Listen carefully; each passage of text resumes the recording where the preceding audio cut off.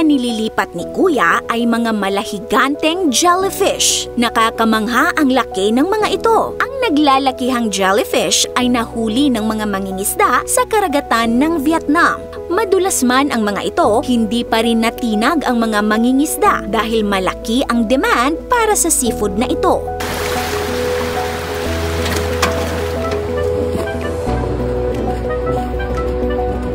Punong-puno naman ang bangka ni Kuya sa dami ng jellyfish na kanyang nahuli. Ngunit maraming netizens ang nabahala dahil nakapaalamang siya. May mga jellyfish kasi na mapanganib sa tao. At alam nyo ba na sa China, hindi lang ito nakukuha sa karagatan dahil pina-farm din nila roon ang jellyfish. Makikita natin dito na ang lulusog ng mga jellyfish nila. May dalawang pangunahing bahagi ang jellyfish na magkahiwalay na pinoproseso. Ang bell o malapayong nilang katawan na karaniwang kinakain at ang mahahaba nilang tentacles na ang iba'y nagtataglay ng lason. Ngunit alam nyo ba na hinikayat na sa buong mundo ang pagkonsumo sa mga jellyfish na ito? Paunti-unti na kasi nilang sinasakop ang mga karagatan.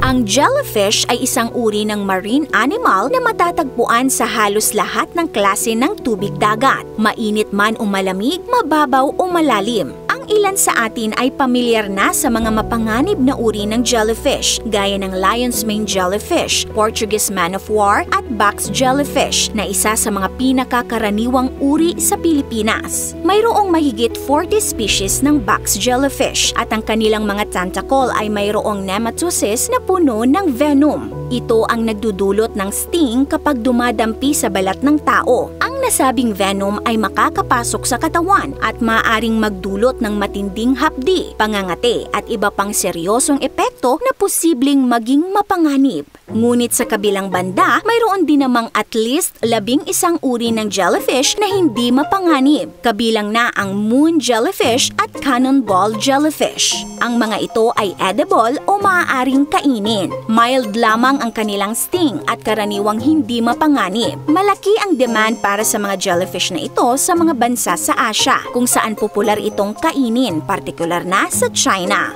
Ang malawak na katubigang ito sa Eastern China ay isang seafoods farm na pagmamay-ari ni Zhou Shiwei. May sukat itong 1,600 acres. Ang mahigit 800 acres o 324 hectares nito ay nakalaan sa pagpapalaki ng jellyfish na tinatawag nilang Jiangsu Red. 60 days ang hihintayin bago lumaki ang larvae nito at maging ganap ng jellyfish. Kapag sakto na sa timbang ay hina-harvest na nila ito. Pagkatapos ay hinuhugasan ito at pinipreserve gamit ang asin at tawas na nagpapahaba sa shelf life nito. Kung hindi ipoproseso ng tama ay mabilis na mabubulok o maaaring makontaminate ang jellyfish. Bukod sa mga jellyfish farm ay mayroon ding mga kumpanya na lumalayag sa karagatan upang manghuli ng jellyfish. Noong 2022, mahigit 700 million kilos ng jellyfish ang nahuli sa buong mundo. Ngunit ano nga ba ang lasa ng jellyfish at ano ang maaaring gawin dito? Karaniwang crunchy ang mga jellyfish at ang lasa nito ay nakadepende sa seasoning o flavor. Maaari itong gawing salad, iprito o kaya naman ay ilagay sa sushi.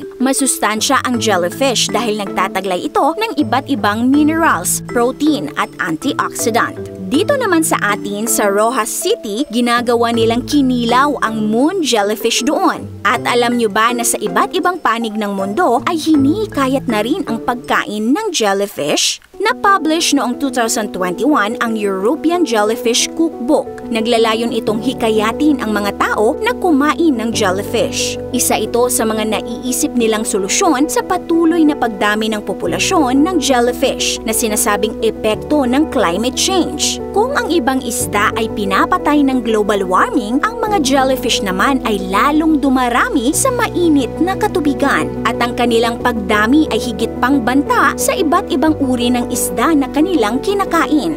Kung magpapatuloy nga ang global warming, ang mga dagat na dating sagana sa mga isda ay maaaring mapuno na ng jellyfish sa darating na panahon. Kung nagustuhan niyo po ang video natin ngayon, mag-comment ng big yes. This is Ate O from Or Republic. Hanggang sa muli and stay awesome!